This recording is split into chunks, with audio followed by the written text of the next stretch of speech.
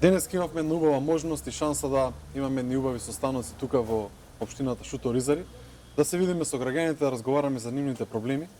Ние постојано од ВМРО-ДПМНЕ сме на терени, добро е што ги слушаме граѓаните, што го слушаме народот, ги слушаме нивните размислувања, но и нивните критики, а се разбира со една цел како да станеме подобри и се разбира да победиме на 12 април.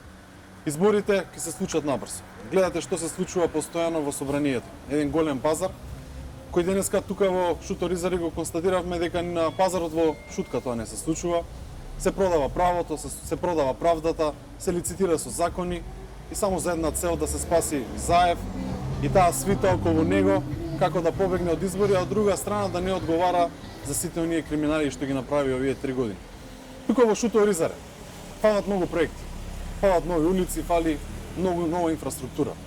Денеска драго ми е што градоначалникот Коца Трајновски, поранешниот градоначалник, беше тука со мене, каде што навистина многу допринел како човек, но и како градоначалник за овие граѓани тука во Шуто Ризари.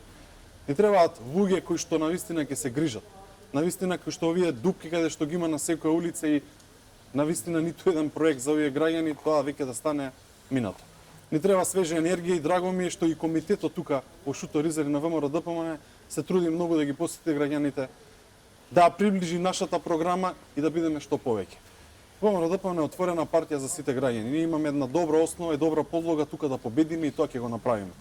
Шуто Ризари сака нови промени. Сакаат подобра Македонија. Ние сите тука заедно сме Република Македонија.